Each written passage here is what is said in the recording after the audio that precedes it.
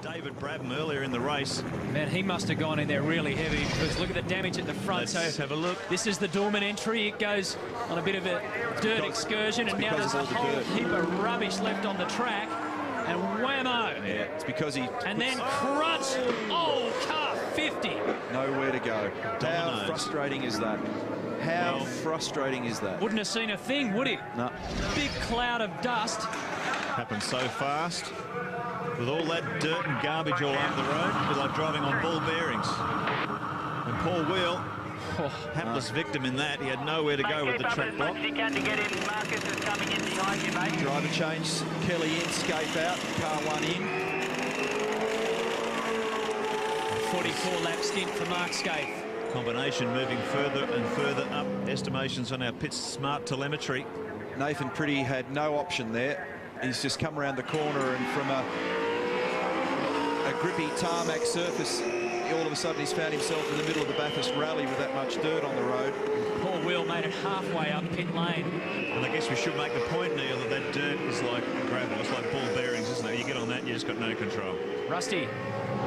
Slight drama getting the front left off the car 1 entry. Escape is out, Kelly in, as you mentioned, but car 50 has expired coming up pit lane here, so a couple of cars have to take a little bit of evasive action. They're pushing Paul Wheel up pit lane right now.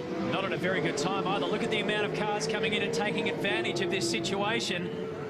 So, as a team better electrical... What this does is hurt the people who took those early stops a little bit. It's going to completely shift the strategy again. Chain of events started right here. Car 69 takes a straight line through that. Car 33 behind. Uh-oh. And then watch this. Car 50. He's just come through a wall of dust. He wouldn't be able to see anything in front of him. You've actually got to question the value of that sand trap because it doesn't actually stop cars. I don't think I've ever seen a car stop in there, but I've seen tons of dirt dragged out the other side. It's actually a little bit questionable, isn't it, when you think about it? Probably better off having a bit of bitumen there or something. Robert Jones was at the wheel. Now, here's the Super Cheap Autos car. We saw that front spoiler flapping in the breeze. They're going to take advantage of this safety car period to fit a new one. They've been giving Luke Hilton a bit of a hurry up as well, haven't they? Yeah, his lap times have been laxing compared to lead driver Steve Ellery, so they're giving him the hurry up. Here's Paul Wheel. Well, he's getting out. Now look at the amount of damage on the front of that car. Darryl. Yeah, I'm down here, guys. Obviously not happy camper. Paul Wheel's just jumped out of the car. Also an update on that Ellery car. The front spoiler, they've changed that now, or the splitter. The other one was carted out the back. The whole bottom of that had worn through. So that's why we saw that flopping down the bottom of Conroe. But this team here, at the moment, just staring at this car. It's a big mess. And that can be an issue if you run too low a ride height, and if it's scuffing under brakes and across any of the curbing or bumps here. It's one of the issues that teams monitor very carefully. They paint the underside of the splitter often, and they measure. They look where the scuff marks are, and they measure the amount of wear, because obviously the last thing you need to do is wear through it, and it's carbon fibre, and it's easy to wear through it. There's a very broken one, and it's the front wing. It's part of the downforce component which balances the car, keeps them in the performance window, and if you end up without it, you're in plenty of strife. It's always been a bit of an issue with that Super Cheap Autos car. I remember looking at the Clipsal 500 earlier this year, the debut of the BA at Adelaide, and that front spoiler was hitting the ground quite often. So fortunately they've got it taped up. They've got a new one in place. Bit of the magic tape on the right-hand side as an extra security. Now he's going to speed up, join the back of the queue, which is queuing up behind the safety car. But Luke Yilden's got to get his head down here. Stephen Ellery's doing some great times early in the race, and he's got to maintain the pace. Robert Jones. And he was the man who spread all that dirt and gravel all over the course. This is race control. Tim Schenken, race director there, the man in the middle of screen, Colin Bond. Driving standards observer to his left. Garth Wigston in there too. And these men stand here for the full length of the race, directing traffic. There's a fair bit of traffic up the top of the mountain that wouldn't normally be there, and by that we mean tow trucks, medical cars. Robert Jones wondering what happened. Well, it's a mess. It's been that way plenty of times before. Our race leader is car 2, Tony Longhurst and Jim Richards. Oh, I reckon you have to have a look at that gravel trap up there off the end of Skyline, Billy, for a start, because I'm yet to see a car actually be pulled up by that lump of gravel, and it's only ever caused a whole lot of problems with people dragging dirt onto the circuit. So maybe they could put a bit of bitumen down there. It might be a safer option. Let's just remind you, the SMS competition, your chance to win $5,000 if you're a Ford or Holden supporter. You've got to be one of either of those. If you've got a mobile phone, check out this. Let's not crunch those numbers for now. Let's crunch some numbers out on the track. We're trying to get hold of Marcus Ambrose, who's circulating under the yellow flag. G'day, mate. Can you hear us okay? Yeah, mate, no problem at all. Now, I want to ask you about tactics. Are you pretty much on schedule, given that we've had 3 yellow flags out now, and of course a lot of the teams have had to make their strategy on the run? Well, just my luck, mate. I get out in the truck and the bloody safety car comes out, you know. I was looking forward to getting stuck into it. But it hasn't changed us too much. We did an early stop, and I think it's paying off now because we're already in the front of the queue pretty much on position, even though we're not on the road. And, you know, we're really excited that we've got a pretty good balance right now, and we're just going to tick over the next 60-odd laps and see if we can get to the front for that last fuel stop. I understand we've also got Mark Scaife on the line down in pit lane. Mark, what's your take on the state of play at the moment? Yeah, look, it's been a pretty tough start. I didn't expect to have that many safety cars in the first part of it, guys, and the car for us, we got caught up with Bargwana. We had a lose getting past one of the Pertec cars, and that was a bit of a drama for us, but the rest of the time the car's been very, very good. Remember, this is a family program. You got any advice for Marcus Ambrose? Because I think you guys can hear each other. G'day, Marcus. G'day, Mark. How are you, mate? You've had a bit of trouble this morning. Had a little bit of a drama with one of your Ford colleagues, buddy. How's your thing going? Yeah, mate, I don't feel sorry for you, I've got to say. Yeah, I could see you had a tear in your eye. Mate, we're going okay. It's such a long day, you know. It's done my 3rd start at Bathurst, and I learned hard the first 2 that you've got to be there at the end and be close to the front for that last pit stop. So that's our goal right now. Mate, that's good, but just remember, when that red car gets near you, just shift over just a little bit and let me sneak past. Yeah, and I'm sure you both wish each other well, right? Yeah, right. We do. Good luck, mate. Thank you, Thanks, boys. Mark. Marcus Ambrose behind the wheel and Mark Scaife in pit lane. And now thanks for the guys for taking time out as they wind their way down now through the dipper. It'll be interesting to see just how much junk has been left behind on the circuit, and we'll be getting ready for a restart once again. Hasn't there been a fantastic rivalry between those two, Mark Scaife and Marcus Ambrose? It's been on all year. If I was spoiling for a big fight at Mount Panorama, it's looking pretty good so far. Fabulous shot of Forrest Elbow. Lights are out on the safety car. Lights are out, and you've just got to report through that the ambient temperature's actually dropped a little. It was 19 earlier, it's gone down to 16. The track temperature's 31. I can't see out of this commentary box, but I think there must be a little bit more cloud cover beginning to encroach.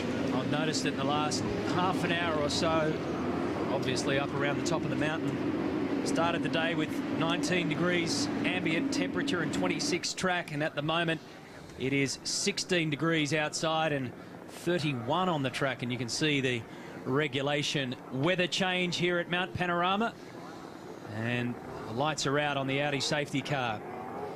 Interesting to look at that shot of car 11, the Castrol Perkins Commodore, by way of our incredible pit smart telemetry, which is going through a million different calculations as the day wears on. That Castrol Commodore is looking very strong at the moment. Remember, at the restart, the drivers must be line astern, single file. They are not allowed to pass until they pass the control line underneath the Bob Jane T-Marts bridge on pit straight. It catches people out time and again. They forget, they get frustrated by slow cars, and they blast up the inside. This is always a nervous moment too, Neil, with the temperatures have dropped and the tyre pressures have dropped. The car's a little bit skatey in those opening 2 laps. Cars can be very ugly at the restart as they pressure down the tyres and cool out. The 46 car in front is the Holden Young Lions. That is down, though. The guys in contention race-wise are Larry Perkins and Tony Longhurst. So 2 veterans. Car 11 and car 2 get us underway for the restart. Will it be a clean one? Mark mentioned how many variables come into play after that position. Oh, no, Brad Jones and John Bowes' entry with JB behind the wheel. Took a slider into turn 1. That was exactly what I was mentioning. The brakes have cooled out a lot and the tyres don't have any grip. And you go to ask the car for something that it's been delivering to you earlier and it just won't do it, and it catches people out. You've got to be so careful on this opening lap. There are so many cars, like 13 or 14 cars that are virtually identical on fuel strategy at the moment. The one out of strategy is the Murphy-Kelly car, because that ran through that first stint without going in for fuel. But everyone now on this 3-stop remaining strategy scheduled to come in the high lap 70 bracket. So this is building toward a thrilling central part of this race. Tony's got a little bit more pace on the back of Larry at the moment in a couple of spots. Great shots looking rearward from the Castrol car. And Kelly's in there in the Kmart car as well, so this is on. Try and pick a winner out of this bunch. Boy, oh boy. We're only lapped 48 of 161. We've got a long way to go. Junk on the road here. All the strategies now are starting to pyramid. So it's getting very, very tight at the top. Looking rearward from Larry Perkins, car 11, to Tony Longhurst. Larry into his 50s, Tony into his 40s behind them. Rick Kelly recently turned 20. Bit of a difference. Here's Larry Perkins, the master. It was sad to see him crunch the wall yesterday. And wouldn't it be great to see the grand old man of Bathurst touring car racing get up and score another big victory? Watch the eyes. He glanced in the mirror. Kelly's having a go at Longhurst here, so Tony's got his hands full. Then Larry looked back down at the shift lights and had another look at the mirror, and he knows he's got plenty of margin there, so he doesn't have to get too defensive. But Tony's got a bit of pressure on him from Kelly, because we know that car is good. And so that means that Tony now has to do a little bit of wandering around, and he'll make a decision eventually, depending on whether he feels like he can either get Larry or whether he should let Rick go. But at the moment, he's real meat in the sandwich. Cito's in there as well behind in the Cat car. He's in a good spot at the moment, because these guys are going to all eat each other alive. Here comes Kelly. He's having a sniff round the inside. Oh, Holden Racing Team Commodore hard under brakes. They've just into turn 1. They've just told Tony to let him go. Don't get involved in it now. So impressive, the speed of this Castrol Commodore. It's interesting in the timing. This team has struggled with a fundamental handling problem with this car throughout the season. Since Larry's come on board as a regular driver again, it seems they've managed to get a second opinion and crack the code. He's going to get him. Up the inside, Larry gives him racing room. Rick Kelly sneaks through on the inside. Larry drops back to second. No doubting the pace of that car at the moment. Tony wants to buy in now because Larry's pace was hurt here. Ooh, dodgy place to do it, TL. Glad that didn't go on.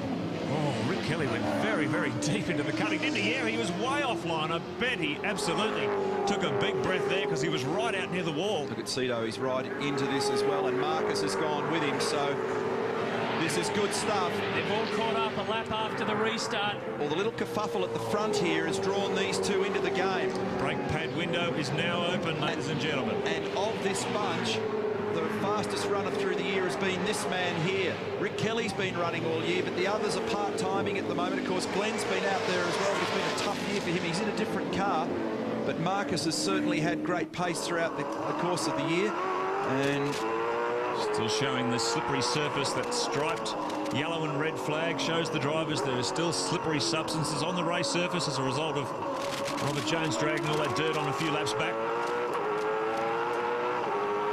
Marcus Ambrose holding down 5th position. He's behind the car we're on board with in pit lane.